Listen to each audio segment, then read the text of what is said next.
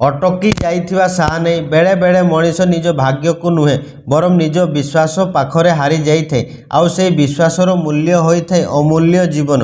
ବର୍ଷାରେ ଧୋଇ ଯାଉଥିବା ଛୋଟ ସହର, ରାସ୍ତା କଡ଼ରେ କଦମ ଗଛର ଟୁପୁର ଟାପାର ପାଣି ଝରୁଥିଲା। ସେହି ସହରରେ ଗୋଟିଏ ସାଧାରଣ ପରିବାରରେ ଖୁସିରେ ଢେଉ ଖେଳୁଥିଲା। ଆପଣମାନେ ଯେଉଁ ଯୁବତୀକୁ ଦେଖୁଛନ୍ତି, ଏହି ଯୁବତୀର ନାଁ ହେଉଛି ଉର୍ମିଳା। ଦେଖାଯାଉଥିବା ସିଧା ସାଧା ଝିଅଟିଏ, କିନ୍ତୁ ଏହି ଝିଅର ମାସୁମ ଚେହେରା ପଛରେ ଗୋଟିଏ ବଡ଼ ରହସ୍ୟ ଲୁଚି ରହିଥିଲା। ଏହି ଝିଅର ଆରୋପ ଯେ ଭେଣେଇ ପ୍ରେମରେ ଅନ୍ଧ ହୋଇ ନିଜର ମଙ୍ଗେତରକୁ ବାହାଘରର 3 ଦିନ ପୂର୍ବରୁ କରିଲା ହତ୍ୟା। ଆସନ୍ତୁ ଜାଣିବା ପୂରା ଘଟଣାଟି ପ୍ରଥମରୁ ଶେଷ ପର୍ଯ୍ୟନ୍ତ କ'ଣ ଥିଲା। ଏହି କାହାଣୀଟି ହେଉଛି ଝାଡ଼ଖଣ୍ଡର ଆଉ 20 ବର୍ଷ ନିରଜର। ଘରର ବଡ଼ ପୁଅ, ତା କାନ୍ଧରେ ଘରର ସବୁ ଦାୟିତ୍ୱ ଥିଲା। ଆଉ ନିରଜର ଇନକମରେ ପୂରା ପରିବାର ଡିପେଣ୍ଡ କରୁଥିଲେ। ନିରଜ ଝାଡ଼ଖଣ୍ଡରୁ ଆସି ରାଜସ୍ଥାନରେ କାମ କରୁଥିଲା। ଏହି ଭିତରେ ନିରଜର ବାପା ନିରଜ ପାଇଁ ଝିଅ ଦେଖିବାର ଆରମ୍ଭ କରିଦେଇଥିଲେ। ଆଉ ଗୋଟିଏ ଝିଅ ମଧ୍ୟ ପସନ୍ଦ ଆସିଥିଲା, ଉର୍ମିଳା କୁମାରୀ। ନିରଜ ମଧ୍ୟ ଉର୍ମିଳାକୁ ଦେଖିଲା ପରେ ପସନ୍ଦ କରିଥିଲା। ତାପରେ ନିରଜ ଏବଂ ଉର୍ମିଳାର ବାହାଘର ଠିକ୍ ହୋଇଥିଲା 7 ଜୁଲାଇ 2026ରେ। ଆଉ ଏହି ସବୁ ଜିନିଷ ମାନେ ଦେଖା ଚାହାଁ ଆଉ ବାହାଘର 4 ମାସ ପୂର୍ବରୁ ତୟ ହୋଇ ସାରିଥିଲା। ତାପରେ ଆସିଥିଲା ଜୁଲାଇ ମାସ। ଏହି ଜୁଲାଇ ମାସରେ ରାଜସ୍ଥାନରୁ ଛୁଟି ନେଇ ଘରକୁ 3/7/2026ରେ ପହଞ୍ଚିଥିଲା ନିରଜ। କାରଣ ଆଉ ମାତ୍ର 3 ଦିନ ପରେ ନିରଜର ବାହାଘର ଥିଲା। ଘର ଆଗରେ ରଙ୍ଗୀନ ଆଲୋକମାଳା ଝୁଲୁଥିଲା। ମା ବାହାଘର ପାଇଁ ସଜା ହୋଇଥିବା ବର ମୁକୁଟକୁ ବାରମ୍ବାର ଦେଖୁଥିଲା। ବାପା ଅତିଥିମାନଙ୍କର ତାଲିକା ହାତରେ ଧରି ଏପଟ ସେପଟ ଦୌଡ଼ୁଥିଲେ।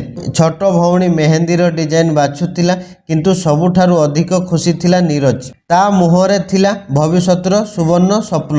ସେ ବିଶ୍ୱାସ କରୁଥିଲା ଜୀବନର ଏହି ନୂଆ ଅଧ୍ୟାୟ ତା ଜୀବନରେ ଅସୀମ ସୁଖ ଦେବ ବୋଲି। କିନ୍ତୁ ସେ ଜାଣିନଥିଲା କିଛି ସ୍ୱପ୍ନ ସକାଳର ଶିଶିର ପରି ହୋଇଥାଏ।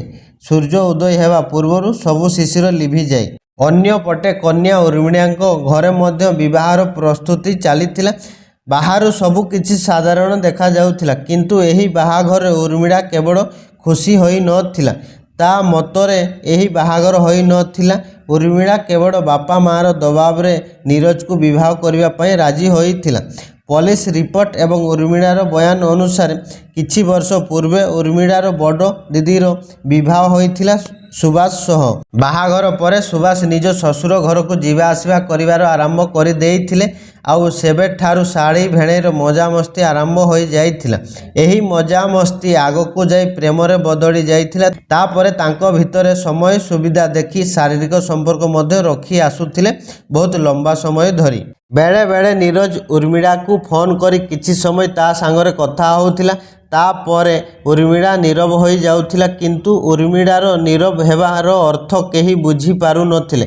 ଅନ୍ୟପଟେ ନିରଜ ମଧ୍ୟ ଉର୍ମିଳାକୁ ଫୋନ୍ କରି କହୁଥାଏ, ଆଉ ମାତ୍ର 3ଟା ସକାଳ, ତାପରେ ଆମେ 2 ଜଣ ସବୁଦିନ ପାଇଁ ଏକାଠି ହେଇଯିବା। ନିରଜ ହସି ହସି କହୁଥାଏ ଆଉ ଉର୍ମିଳା ମଧ୍ୟ ହସୁଥାଏ। କିନ୍ତୁ ଉର୍ମିଳାର ହସ ଥିଲା ଶରତ ରାତିର ଆକାଶର କୁହୁଡ଼ି ପରି। ଦେଖିବାକୁ ତ ବହୁତ ସୁନ୍ଦର, କିନ୍ତୁ ଭିତରେ ଘନ ଅନ୍ଧକାର। 4 ଜୁଲାଇର ସନ୍ଧ୍ୟାବେଳେ ନିରଜ ପାଖକୁ ଫୋନ୍ ଆସିଥିଲା। ଫୋନ୍ ରଖିଲା ପରେ ନିରଜ ମାଆକୁ କହିଲା, ମୁଁ ଗୋଟିଏ ଜରୁରୀ କାମରେ ଯାଉଛି। ମୋ ସଡୁ ଭାଇ ସହ ଦେଖା କରିବାକୁ 2 ଘଣ୍ଟା ଭିତରେ ଘରକୁ ଫେରି ଆସିବି।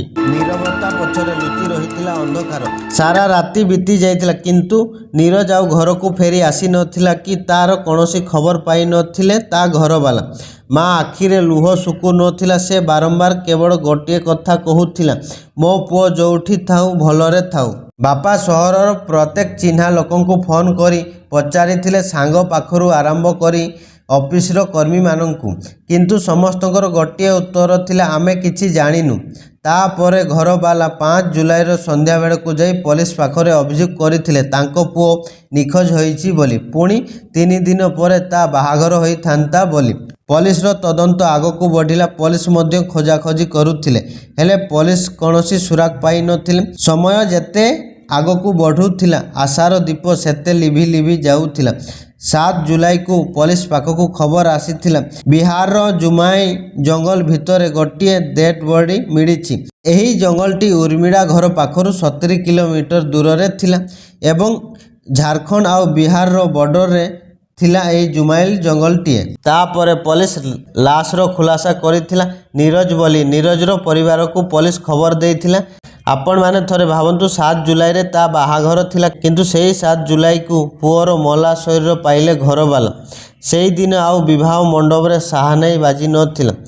शुणागला केवल कांदर हाहाकार। बापा माँ को लगुला जेपरी भगवान तांको जीवन सबुठारु सुंदर अध्याय को छड़े नहीं गले बोली। पुलिस पुणी थरे प्रथम छानबीन करिवार आरंभ कर देइथिला। नीरज कहा सांगरे शेष थर फोन रे कथा होईछि बोली पुलिस रो ट्रैकिंग चलीथिला। धीरे धीरे तदंत एमिति एक दिग को मोड़ नेला जे केबे केही जीवन रे कल्पना मध्य करि नथिले। ता ना थिला उर्मिला आ उर्मिला जहा को फोन करुथिला से व्यक्ति थिला सुभाष। सबुठारु आश्चर्य कथा होची जे नीरजर शेष लोकेशन एवं उर्मिलार शेष लोकेशन गोटे जगार देखा मिलता। मिथ्या कथार आवरण धीरे धीरे फाटिबाकू लागिला। नीरजर माँ पुअर फोटो को छाती रे जाबुड़ी धरी कांदी कांदी कहूଥାଏ गोटे कथा जो पुओ मथारे आज बर मुकुट लगी था से पुअर फोटो आगरे आज दीप जड़ुछि। हे विधता कहीं एते निष्ठुर हेलो मो पुओ को कहीं मो पाखरु छड़े नेलो।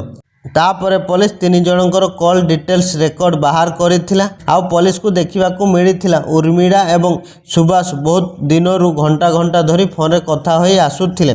पुलिस एतिकी जानिला मात्रे ही उर्मिला को एवं सुभाष को गिरफ्त करी पचरा उचरा करिबा समय रे ही सेमाने निजर गुना को कबूल करिथिले। नीरज को हत्या करी जंगल रे फिंगी देइथिले बोली सेमाने पुलिस सामना रे मानी नेइथिले। सुभाष चाहू नथिला उर्मिला ताकू छाड़ी नीरज को बाहा होई ता सांगरे संसार करू बोली। सेतिपाई साड़ी भेड़े मिसी नीरज को निछटिया जगह को डाकी हत्या करी फिंगी देइथिले। दिन बीती गला लोक माने निज निज घर को फेरी गले किंतु नीरजर माँ प्रतिदिन सकाळे पुअर घर को सफा करुथिला। आउ आलमीरा रे झुलुथिबा पोशाक को देखी नीरव भाव रे कांदुथिला।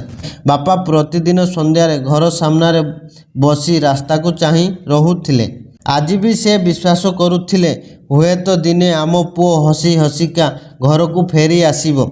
एही कहानीटी केवल गोटिए मनीषर मृत्युर कहानी नुहे यह भांगी जाइथिबा स्वप्नर कहानी गोटिए माँ पाखरु अलगा होइथिबा पुओर कहानी। जदि सेही दिन उर्मिला ता माँ बापा को मना करी थांता से नीरज को विवाह करिवो नाही बोली तेबे शायद आज गोटिए माँ कड़ खाली होई थांता।